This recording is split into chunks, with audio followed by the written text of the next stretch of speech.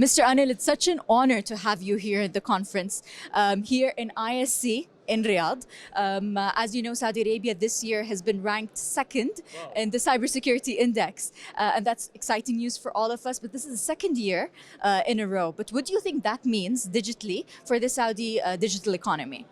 Well, first is thank you so much for inviting us all here, and I think this is a wonderful conference, and the sleekness of the conference is really exciting. So, congratulations to you and your team.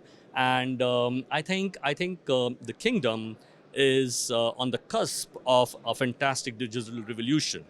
And if you're on the cusp of a digital revolution, making sure that you have your basics right with cybersecurity and what you're doing here, I think is a fantastic story. Yeah, I think this is a message that you need to pass because if you get the basics right today, hopefully the framework and the fabric is likely to be fantastic going forward. So this is something that you needed here. It's a necessity. In your speech a while back, you said that today the consumer has turned into a producer. And I love that. And it's so interesting and intriguing. But what does that mean in terms of cybersecurity on the demand front and also on the threat front? Well, you had a lot of experts come in there and spoke about technology jargons to say that there is going to be no network in the future, right?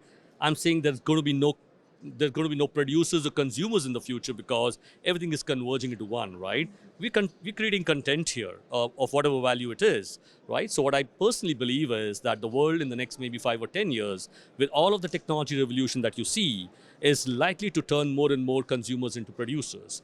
And if you're likely to produce something, the way that you look at it when you're consuming is completely different. Let me give you an example of power, right? If I consume power, I'm okay if the power is not there for an hour because you're doing something to the machines, right? But if I'm a power producer and I'm producing power and giving it to the national grid, then I have a problem because you're making me lose money, right? So that is the fundamental shift in the business that you're likely to have. Now, what's the fundamental shift that you're likely to have when you're looking at cybersecurity? Suddenly, you have 7 million people producing.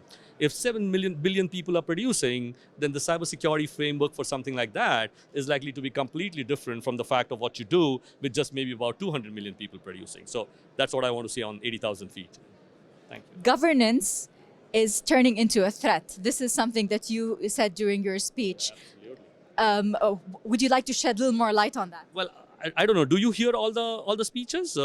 You've been kind of hearing this very well. So thank you so much for that. And I strongly believe that the risk fundamentals are going through an amazing amount of change. Right? We came in from a conventional background where all the risk was supposed to be mitigated by governance frameworks. Now these governance frameworks have become so intertwined with somebody suggesting therein saying that there are so many standards and you have to do so many things, right? But the investors, the consumers, all of them have direct connect with people today, right?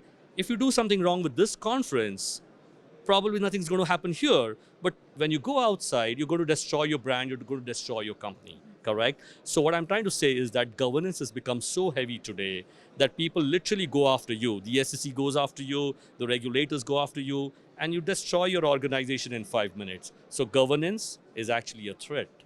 Similarly, I spoke about a lot of other threats, and technology itself has become a threat. Initially, technologies were enablers, enabling you to do business.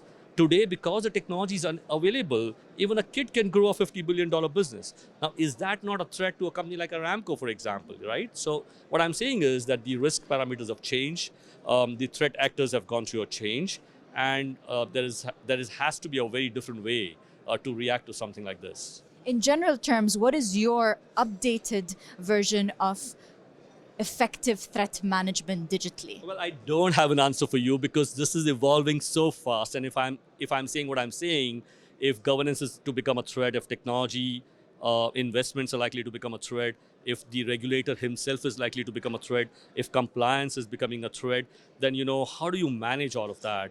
Is a very different way to look at it. There's no cybersecurity. There is a different way to look at it. So, well, I don't have an answer to that, but I think over a period of time, what is likely to evolve, and that is something could be dangerous, is you would need to build in more and more context in what you're doing. And that's why I came out and said that data contextualization is something that we should start today, because that is what is going to define you and me, right? You are defined by what you're doing when you're doing and the data that you generate and the thoughts that you have. I'm defined by my own thoughts. And if you don't go down back to basics, probably just putting up a firewall is not going to help you, is what I'm trying to say. Anil, you just said that everything is moving so fast. How do you suggest organizations keep up with this pace? I keep saying this in my company that every 2 years, you actually go back to basics, right? And it is not a question of which technology you're buying and how you're implementing it. It is a question of, are you trying to drive the outcome that you went out to look for? Having a fancy solution is not going to help you. Having a simple solution will probably get you amazing amount of response. I was in Vegas and I was talking about this, and I had somebody come in from a large company, Netflix, and we had a very interesting chat, right? And I spoke about IAM solutions and time. He said, look, we don't even do that because it creates a lot of friction. So security, interestingly, is creating friction, right? You have to put a password, you have to put a dual factor. He said everybody has to have access to everything here because we are fast, we want to be agile, we want to respond. So can you imagine? I mean, there is somebody who's saying everything is available to everybody. What we're trying to say here is on a need to know and a need to do basis. So it's a very different world that we're looking at. And I think this is going to converge very soon, and we're all likely to see something different happening here. Well, cybersecurity is all about being ahead of yourself. What do you expect in the coming few years? Well, I strongly believe what I said is what I'm expecting in the coming few years, and this is where Arcon is trying to put all their money in to try and figure out how do you create a security framework, not to talk about a solution, which is constantly taking away the friction and making it frictionless for all of us. It's nothing to do with passwords. It's nothing to do with MFA. You have to go and take out the friction from everywhere, which means do what you want to do, where you want to do it, access what you want to access, but the solution should be smart enough to understand what is required to be done and what is not required to be done if the context is not right. Anil, that was very fruitful. Thank you so much for being here with us in the conference, for giving that amazing speech, and for being here, giving us the chance to interview you. Pleasure Thank is you. mine. Thank you. Thank you.